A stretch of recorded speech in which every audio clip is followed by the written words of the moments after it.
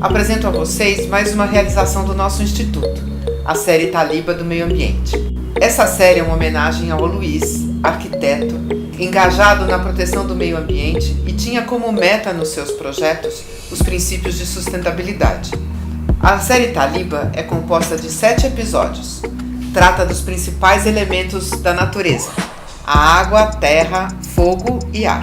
Agradeço imensamente à jornalista Cristina Serra, curadora e organizadora da série, e aos convidados que, com grande propriedade, nos trazem dos desafios e apresentam as soluções para enfrentá-los. Todos os episódios estão disponíveis no nosso canal do YouTube e na nossa página do Facebook.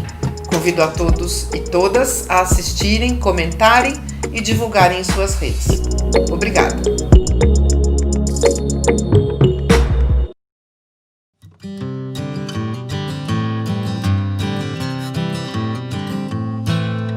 Olá a todas e todos, é com enorme alegria que a gente começa hoje a série Taliba sobre meio ambiente, promovida pelo Instituto Camila e Luiz Taliberti. A gente vai falar de muitos temas importantes, não só para o Brasil, mas para o mundo, as questões ambientais que nos preocupam e que são tão atuais no Brasil, as queimadas, o impacto das mudanças climáticas e muitos outros assuntos.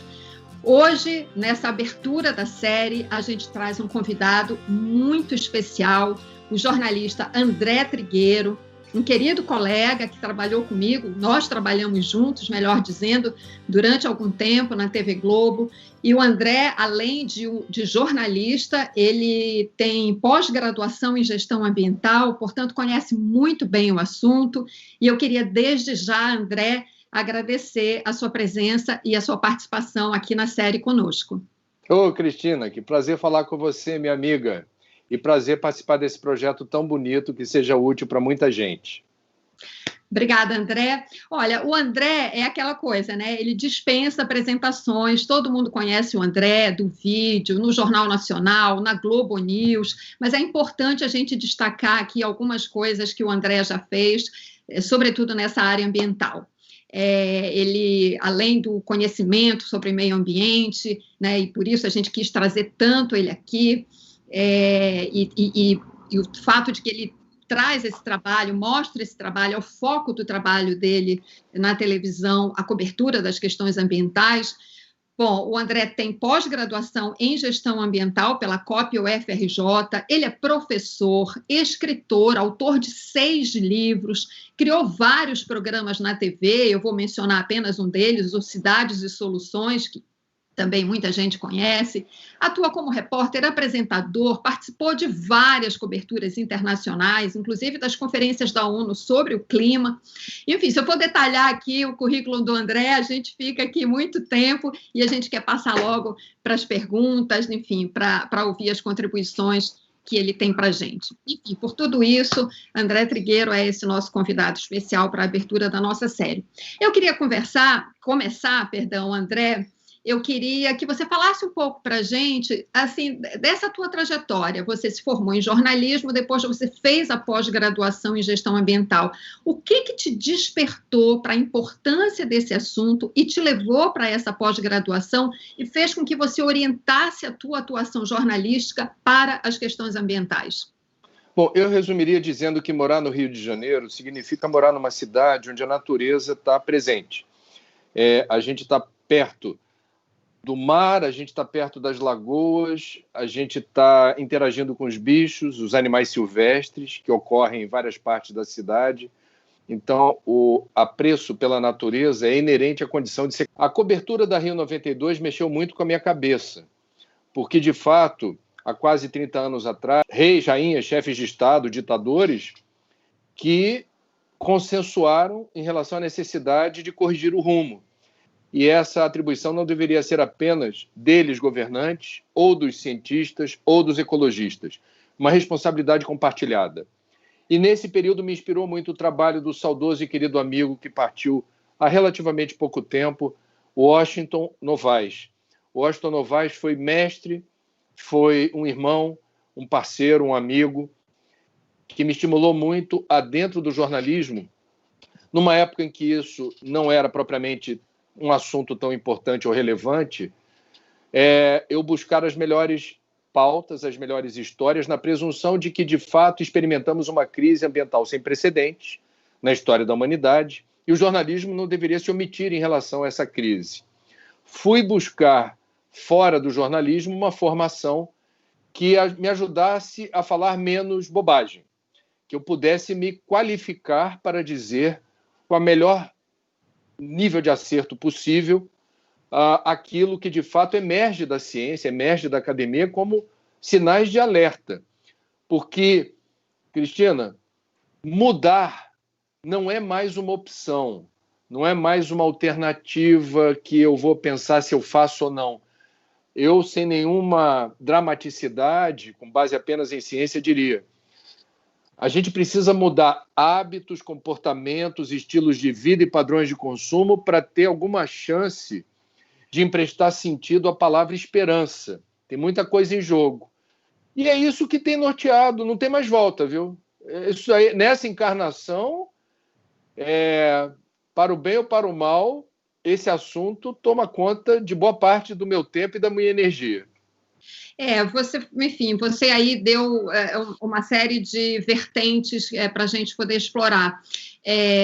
A questão das mudanças climáticas, o impacto das mudanças climáticas, André, eu lembro que até bem pouco tempo atrás, quando a gente falava de mudança climática, parecia uma coisa muito distante da gente, né? Parecia, se a gente via aquelas imagens, as primeiras fotografias, né, dos ursos polares magros procurando comida no Ártico, então parecia que era uma coisa muito longe da gente. E a gente está vendo agora que não, que ela já está bem perto. Por exemplo, essa seca super prolongada e intensa no Pantanal já é um efeito, né? O clima já mudou. Eu queria que você falasse um pouco disso para a gente, quer dizer, a mudança climática chegou, já está perto da gente, já está produzindo seus efeitos, e por isso a gente precisa realmente mudar o nosso comportamento. E aí eu estou falando na escala individual, mas também as empresas têm que mudar o seu comportamento, as suas decisões têm que ser orientadas por essa preocupação, e os governos, sobretudo, embora eu particularmente ache que o que os governos e as empresas têm feito me parece muito pouco diante do desafio que está posto. Eu queria saber o que você acha disso. Eu concordo com você. O que tem sido feito é pouco. Os nossos coleguinhas jornalistas britânicos do The Guardian, no ano passado, acharam que deviam deixar de usar certas expressões para sinalizar para seus leitores e internautas o senso de urgência no enfrentamento da crise climática. Então, deixaram de usar, por exemplo, a expressão mudança climática, climate change, para falar de crise climática ou emergência climática. Também não falam de céticos do clima.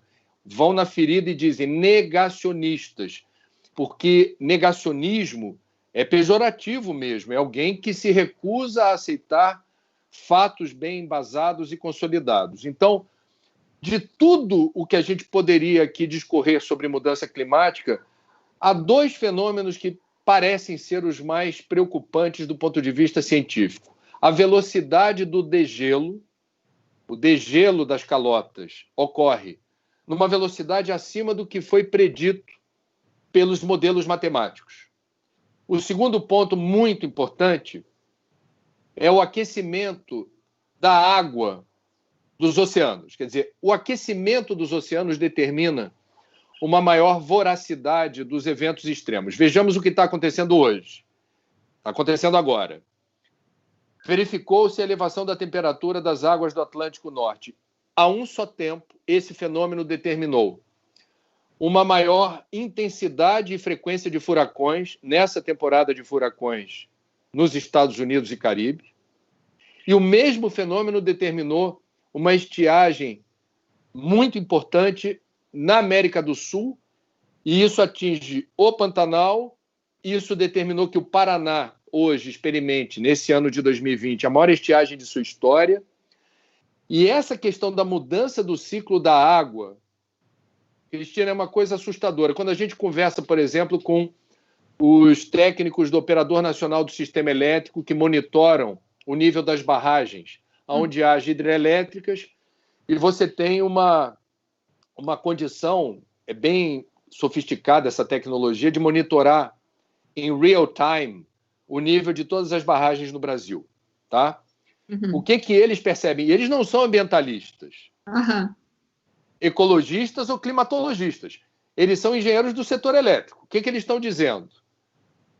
Não vimos até hoje nada parecido no que diz respeito à série histórica de estocagem de água nas barragens.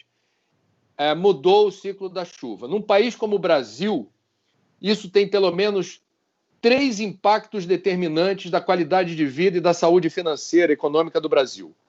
Mudar o ciclo da chuva significa precipitar o risco de ocorrer novos incidentes como houve em São Paulo, 2013 e 2014, a secura do Cantareira. Isso não está totalmente eliminado do nosso radar. Novos episódios de risco de não abastecimento da população. O agronegócio depende visceralmente de chuva. Seja água de chuva, seja água de irrigação, que precisa, por sua vez, da chuva nas bacias hidrográficas. Sim. E, por último, mas não menos importante, essa condição da gente ser um país que produz energia limpa e renovável se deve, basicamente, à quantidade de água estocada em reservatório. Então, veja, já é o que você falou muito bem. O aquecimento global já é. O setembro que passou, que foi o mais quente da história das medições, na verdade, é o mais frio dos próximos setembros. Então, há um processo em curso que ou a gente presta atenção e denuncia em alto e bom som. Todas as grandes companhias de petróleo do mundo viraram as costas para o risco climático, investem pouco mais ou pouco menos de 1% do seu faturamento em fontes limpas e renováveis e contam com pelo menos 5 trilhões de dólares de subsídios. Essa é a sentença de morte da estabilidade climática ou do Acordo de Paris, que não tem hoje efetividade enquanto a gente não prestar atenção no que está colocado como risco de se agravar a situação por omissão. André, bom, acho que você deu bem a gravidade do problema e para a gente tentar evitar que esse quadro se agrave ainda mais, seria necessário ter uma atuação muito forte dos governos e, sobretudo, a gente sabe da importância dos Estados Unidos nessa questão, né, que é um dos países que mais consome recursos naturais, né? A pegada ecológica, digamos assim, do americano é muito grande, né? Que é, simplificadamente aqui explicando, para quem não sabe, o quanto que cada um consome de recursos naturais na sua vida, no seu cotidiano, de acordo com o seu padrão de consumo, né? O padrão de consumo do americano é altíssimo. Então, assim, decisões como o Acordo de Paris, se não tem a atuação firme do governo de um país como os Estados Unidos, a gente sabe que a coisa não caminha. E a gente tem, como você falou, dizendo muito bem, usando a linguagem certa, né, o governo Trump como um governo negacionista. A gente está vivendo esse momento em que não sabe se ele vai se reeleger ou não. Eu, particularmente, espero que ele não se reeleja, justamente para que um próximo governo que não seja negacionista procure recuperar o tempo perdido.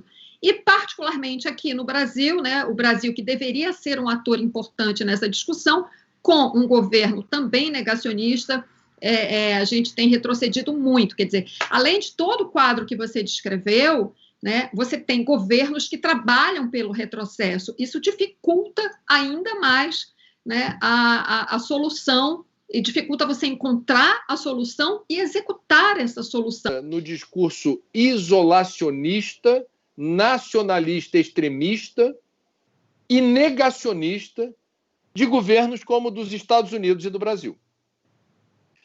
Em relação ao Brasil, é muito constrangedor que nós tenhamos, no intervalo de tempo tão curto, implodido uma tradição da nossa diplomacia que sempre se postou de forma elegante e tecnicamente acertada de não confundir o Estado brasileiro com o governo de ocasião.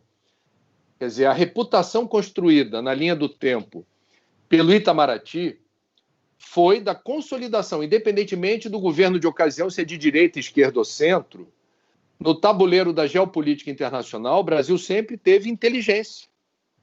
E a gente chutou o balde. pela mediocridade do atual chefe do Itamaraty, Brasil desperdiçando por uma visão míope e, eu diria, rasteira da capacidade de nós crédito, financiamento para quem foi investir na Amazônia. Uhum. Então, as torneiras estão secando onde o negacionismo prevalece. Você delineou ali um pouco, e eu queria aprofundar um pouco agora, saindo um pouco dessa questão específica do Brasil. Quando a gente fala em meio ambiente, em consumo de recursos naturais, né, uso de recursos naturais, eu acho que poucas pessoas, talvez, estabeleçam essa relação com o nosso padrão de consumo, que tem a ver com o nosso padrão de consumo, inclusive em escala individual, né? Eu acho que assim, a gente hoje em dia deve ser levado a fazer essa relação, porque assim, ao mesmo tempo que a gente tem uma sociedade de consumo excessivo, a gente tem também uma sociedade de descarte excessivo, de desperdício. E isso me parece um dos nós dessa questão ambiental. Eu queria que você falasse um pouco disso para a gente, dessa sociedade de consumo, que também é uma sociedade de descarte. Por onde a gente começa? Eu sei que essa é uma mudança gigantesca, uma mudança de mentalidade que envolve muita educação, foi isso que você mencionou ali no começo da tua fala. E eu queria que você falasse um pouco para a gente isso, por onde a gente começa a mudar isso, porque assim, a mudança parece gigantesca, aí parece assim, às vezes, quando a gente pensa nisso, não tem como mudar, já está dado, é assim, não vai mudar. Eu acho que muda, e inclusive muda em escala individual para mudar na escala coletiva. Quais são os caminhos? Bom, em primeiro lugar, entender o que você, com muita assertividade, disse. Eu concordo. Tudo que a gente consome tem pedacinho de natureza. O consumismo é diferente do consumo. O consumo favorece a vida. A gente precisa consumir para viver. O sufixo-ismo do consumismo alude a excesso e desperdício. Se o planeta é um só e os recursos são finitos, sabendo usar não vai faltar. Então, hashtag menos é mais. Então, a gente tem que, nas escolas, promover a educação para o consumo consciente. O consumo, Cristina, você sabe disso, não deve ser associado a lazer e entretenimento. O consumo é um ato político. Eu, quando vou no supermercado, no hortifruti, se eu tenho que entrar numa loja de departamentos, eu, exercitando a minha condição de cidadania ecológica planetária, eu estou fazendo as conexões.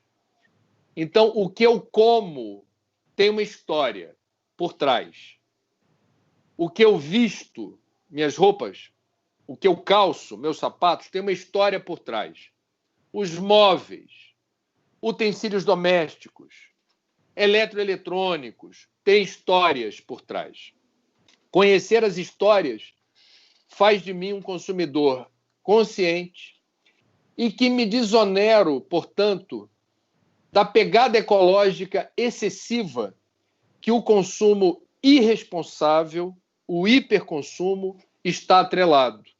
A pegada ecológica é um exercício interessante, criada americana chamada Global Footprint Network. Então, você responde a um questionário para saber que área do planeta precisa estar disponível apenas para lhe atender enquanto consumidora, tá? Então, é interessante. Você vai dizer assim, eu, André, para ter o meu padrão de vida, respondendo o questionário, preciso de uma área equivalente a X hectares do planeta. Então, a gente deixa de estar naquele discurso que é importante, mas é um tanto filosófico, ético, um tanto religioso, espiritual, do evangelho da sustentabilidade, e você aterrissa no mensurável. Então, eu aconselho a pais, educadores, professores se informarem sobre a possibilidade de, em sala de aula ou em família, aplicar em família, todo mundo, fazer o exercício da pegada ecológica, que área do planeta está disponível para me atender, sendo eu quem eu sou como consumidor, e se todos no planeta forem iguais a mim, quantos planetas seriam necessários para atender uma civilização de clones meus. O exercício é muito revelador porque ele também aponta quais os caminhos para a gente desacelerar esse consumo de água, matéria-prima e energia. Tudo que a gente compra. Vamos lá. Essa é uma questão importante, por quê? Porque nós alcançamos uma situação limite na capacidade de suporte do planeta em relação a esse ímpeto consumista. E veja, a maioria absoluta da humanidade consome o necessário, nem consome excedente. Temos uma bomba relógio que precisa ser desarmada. Se todo cidadão do planeta almeja ter o estilo de vida de um americano médio, que tenha closet abarrotado de roupa, que troque sapato o tempo todo, que tenha carro novo todo ano, não há solução, não há planeta para isso. Não há planeta. Então, aonde está a minha esperança? E é o imponderável. Eu acredito no imponderável. A gente não pode ter uma visão cartesiana e linear o tempo todo, não. A gente tem que abrir espaço para o imponderável. Nós temos uma nova geração de jovens que espontaneamente entendem que proteína animal está associado à destruição planetária. Então, temos uma onda vegana e vegetariana impressionantemente pujante, que vem de baixo para cima. Temos uma garotada que também deixou de ter aquela paixão automobilística, o sonho do automóvel em primeiro lugar, para curtir a magrela, curtir a bicicleta. A bicicleta voltou a fazer sentido para muita gente, não associada apenas a lazer e entretenimento. Então nós temos demonstrações de que hashtag menos é mais faz sentido mesmo em lugares onde pais ou responsáveis ou escolas onde professores também não estão se tocando para a urgência da gente lembrar. Um mundo melhor e mais justo passa impreterivelmente por um consumo consciente, que só pode ser consciente se for sustentável. André, eu estou te ouvindo aqui e estou fazendo um paralelo aqui na minha cabeça, que é o seguinte, né? A pandemia veio e nos ensinou que a gente tem que cuidar da gente para cuidar dos outros, né? Eu acho que a luta pela defesa do meio ambiente, dos recursos naturais, ela também tem todo esse sentido coletivo. Você precisa defender um bem que é de todos. Aliás, isso está no comando da Constituição, né? No artigo que você citou ainda há pouco, que o direito ao meio ambiente saudável e equilibrado é da sociedade e das futuras gerações. Portanto, a defesa do meio ambiente é uma atividade coletiva, ela pressupõe esse entendimento, né? Então, eu acho assim, eu estava te ouvindo e pensando exatamente nisso, que a gente tem que mudar a forma de pensar. Essa realmente é uma mudança de chave, né, que a gente tem que fazer como indivíduo, como coletividade, e que não é fácil, né? Porque a gente vive, enfim, sociedade capitalista, individualista, consumista, todos esses istas aí que você mencionou também. Então, assim, a gente está diante de um desafio que às vezes parece inalcançável. Mas você, por exemplo, você mencionou aí a onda de alimentação vegetariana ou vegana. Eu fiquei até com uma curiosidade. Você mudou? Eu estou aqui pensando nas soluções individuais que cada um de nós pode tomar, né? Até para ser exemplo para outras pessoas, para ser inspiração para outras pessoas. Eu sou daquelas que acredita que cada um botando o seu grãozinho de areia, a gente constrói uma coisa melhor. Que mudanças, por exemplo, você fez? Eu não sei, me ocorreu te perguntar, você mudou a sua alimentação? Você é vegetariano ou vegano? Essa foi uma mudança que você fez? Ou que outras coisas você incorporou, que outros hábitos e comportamentos você incorporou no teu dia a dia com essa preocupação, né, de consumir menos recursos naturais, devorar menos o planeta? É isso. Bom, já há alguns anos eu reduzi drasticamente o consumo de proteína animal, mas nesse ano de 2020, desde janeiro, eu não como nada que venha de carne bovina. E não vou comer. Nessa encarnação não vou. Para mim é difícil, porque eu gosto de comer carne, mas eu consegui zerar. Não é comer menos, não, é zerar consumo de carne de boi. Eu continuo comendo peixe. Frango eu já não como há algum tempo, por outras razões, eu não confio nessa carne de frango bombada com tantos hormônios e tantas vacinas, eu prefiro não encarar. E suíno também não, por outras razões. Cada um tem as suas. As minhas eu considero o suíno uma das espécies mais inteligentes que existem. Eu me comovo muito com essa condição, eu não vou chamar de quase humana, porque do ponto de vista genético é quase humano. Mas existem espécies na natureza que a gente não deveria se atrever a comer se a gente conhecesse melhor. Então, meu projeto de vida, de fato, é não comer nenhuma carne. Eu vou chegar lá. Em relação a dia a dia, consumo consciente, obviamente, é uma prática que eu tenho já há muitos anos. Ainda tenho um automóvel porque preciso na minha correria, mas é o mesmo há 6 anos. É um carro 1000 cilindradas que eu lavo, no máximo, uma vez por ano. O resto é lavadora São Pedro quando chove. Obviamente o carro é feio. Ele tem uns amassados que eu não vou fazer lanternagem. Ele não é uma extensão da minha vaidade. Então, do lado de fora ele é feio. Do lado de dentro ele é asseado. Em relação a lixo, eu sou lixo zero. Eu moro no bairro de Laranjeiras, na zona sul do Rio. Então, aqui tem coleta seletiva da prefeitura. Então, o lixo seco já vai para lá. E o lixo úmido tem 2 destinos que eu, sem nenhum estresse aqui em casa, me programo.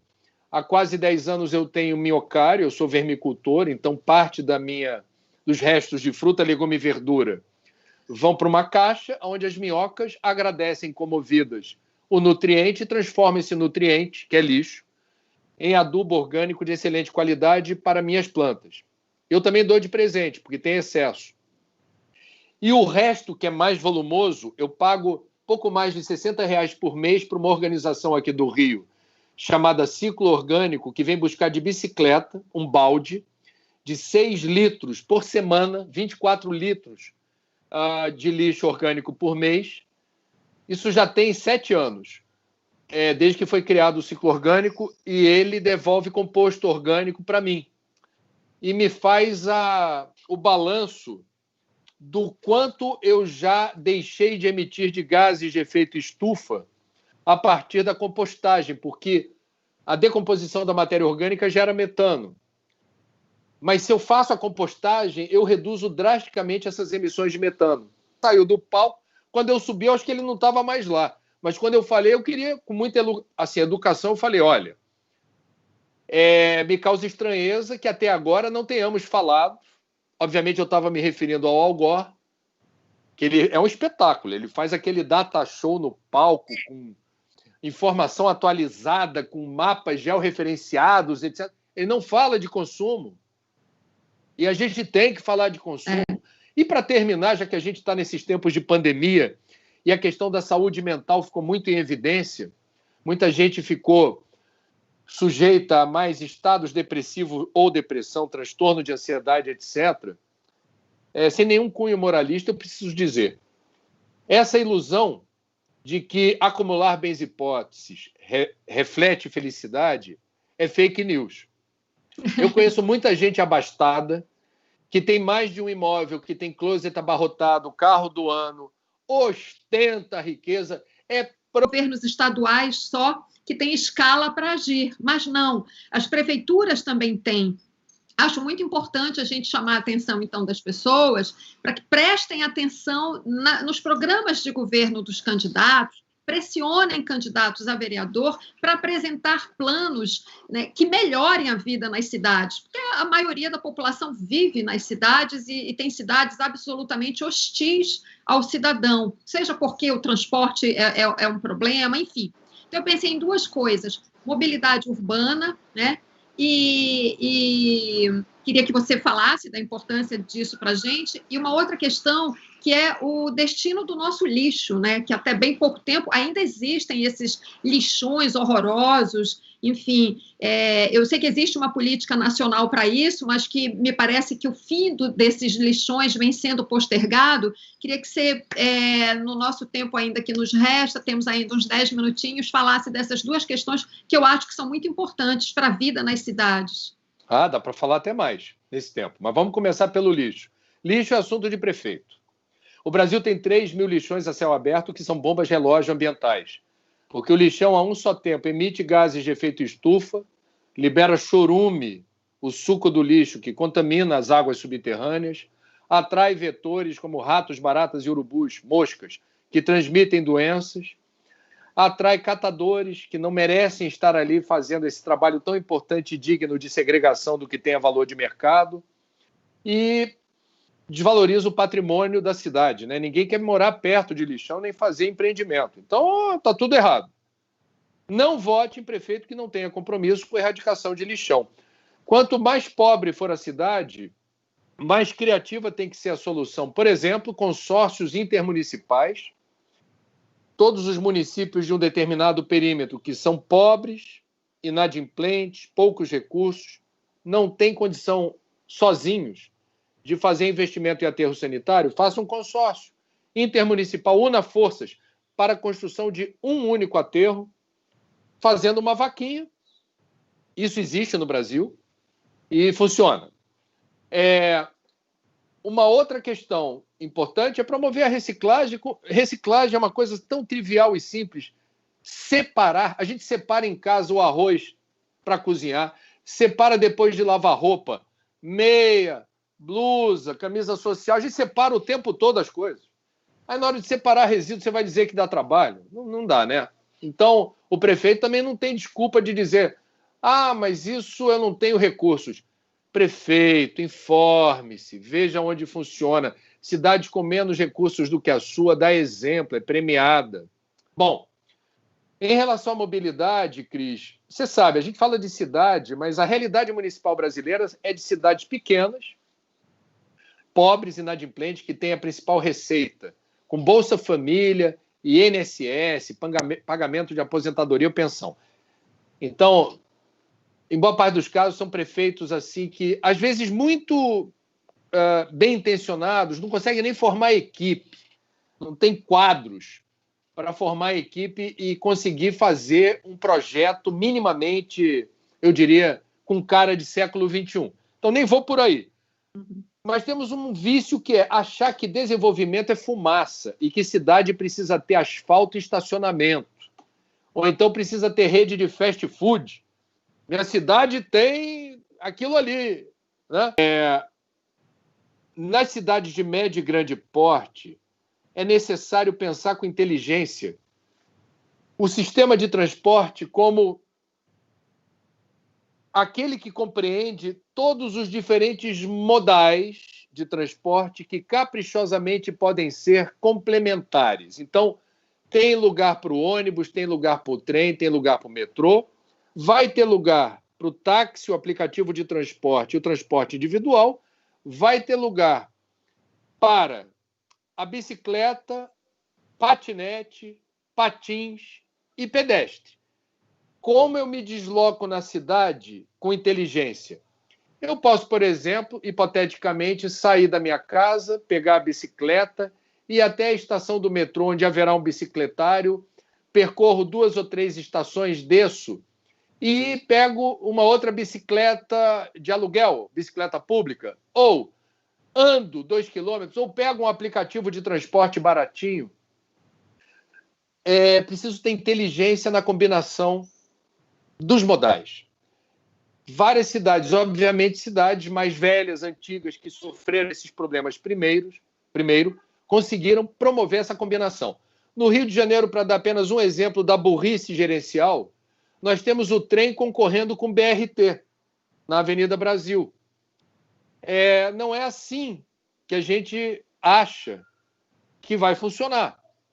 Ou seja, esses corredores, eles precisam ser planejados de maneira interdependente e complementar. Isso é o ideal. É possível fazer? É.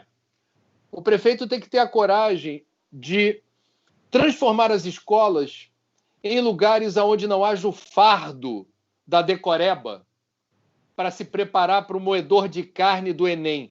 A gente precisa promover a aventura do conhecimento. O conhecimento tem que ser atraente, lúdico. A gente precisa ter vontade, saudade da escola, não é só para ver os amiguinhos. A gente tem que ter saudade da escola para dizer que bom que eu vou reencontrar aquele professor ou aquela professora, porque Ele ou ela é o máximo. Eu adoro estudar. Eu adoro fazer pesquisa. Eu reclamo quando não tem dever de casa. Então, a educação tem que ser uma aventura prazerosa, instigante, a promoção da curiosidade, e não o fardo acachapante do decoreba. E promover saúde básica, preventiva, né? Porque é tão simples. Se você só pensa em saúde na hora que o mal se instala, uma patologia diagnosticada, gasta mais. Uhum. Se eu consigo promover, e é barato, um médico de família que faça a prevenção. Eu vou lá na casa da dona Cristina, que eu já vou há 5 anos, uma vez por mês. Dona Cristina, tudo bem aí? Deixa eu falar com a senhora. Vamos fazer, respira fundo, estetoscópio, medir pressão, como é que está a comida? Está comendo sem sal, né? Você vai prevenindo.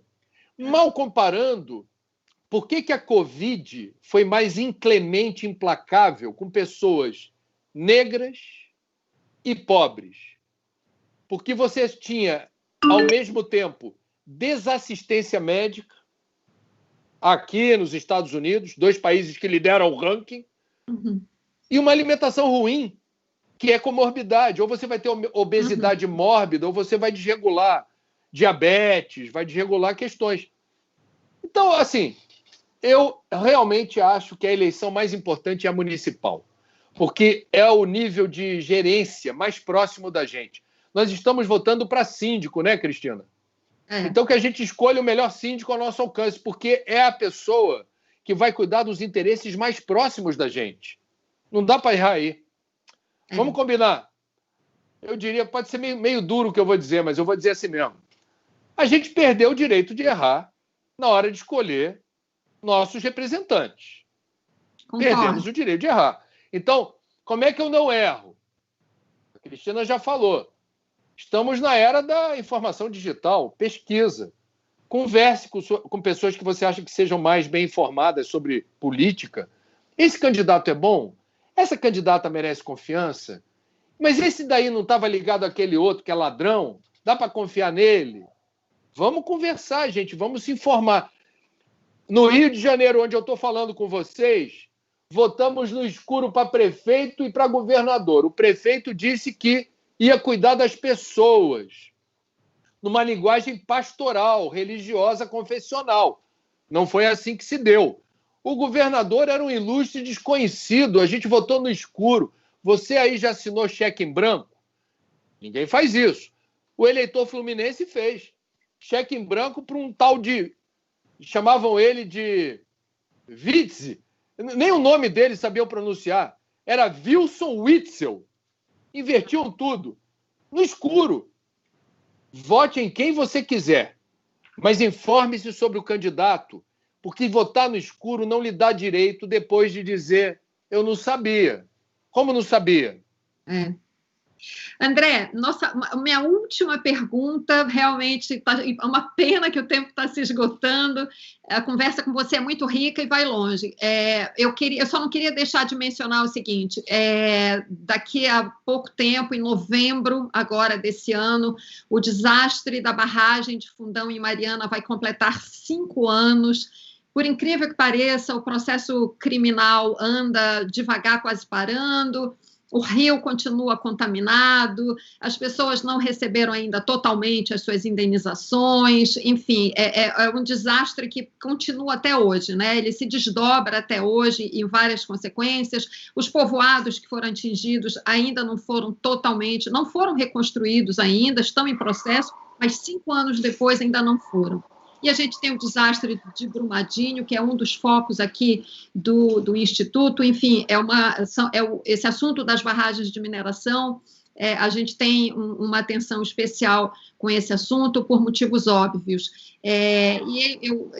Por tudo que a gente conhece desses 2 casos, a gente viu que a mineração teve uma atuação, as empresas tiveram uma atuação no mínimo, negligente com as normas de segurança. Eu queria uma última palavra sua sobre o que você conhece desse assunto, o que foi revelado sobre a atuação das empresas e como isso precisa, de fato, ser mudado no Brasil, considerando que ainda existem mais de 700 barragens espalhadas pelo país, algumas em situação de risco. Enfim, eu queria uma última palavra sua sobre essa questão. A minha geração testemunhou a demolição da imagem de credibilidade da maior mineradora do Brasil, a Vale. Foi o orgulho do Brasil. E a Vale, movida por uma sanha de lucro, que menosprezou os riscos, falseou laudos e auditagens, precipitou desastres, razão pela qual não podemos dizer que houve acidente. Nem em Mariana, nem em Brumadinho foi crime. E isso não pode ficar impune. Destruiu-se uma bacia hidrográfica inteira. Todas as pessoas que perderam as vidas nesse acidente precisam ter a memória honrada com a correta apuração dos responsáveis e a punição exemplar. Enquanto isso não acontecer, Cristina, eu devo dizer que eu não acredito na justiça brasileira, porque as evidências são inúmeras de que houve irresponsabilidade na tomada de decisão, imperícia, leniência, omissão. É acachapante o volume de provas que indicam que não foi. Eu me recuso a usar o termo acidente. Fico até constrangido de falar desse assunto perto de você, que é uma autoridade nesse tema, mas eu também tive lá contato com o pessoal do Ministério Público Federal, com as vítimas, com as pessoas, funcionários da Vale. É uma vergonha. Então, a gente precisa entender esses episódios lamentáveis como um divisor de águas na história da gestão da atividade mineradora. Outro dia, a gente estava acompanhando em Minas Gerais a sanha da Gerdau sobre a Serra da Moeda, desrespeitando um TAC, um termo que foi acertado na Justiça para preservar a Serra da Moeda, não fazer mineração por lá. A própria Gerdau mudou de ideia em 10 anos. É inacreditável. A gente tem... eu ouvi certa vez do Delfim Neto, ex-czar da economia brasileira, e ouvir dele isso me chocou positivamente, ele dizendo: não é possível deixar o setor privado livre, leve e solto. O setor privado precisa ser regulado, porque se não houver regulação, não vai sobrar nada.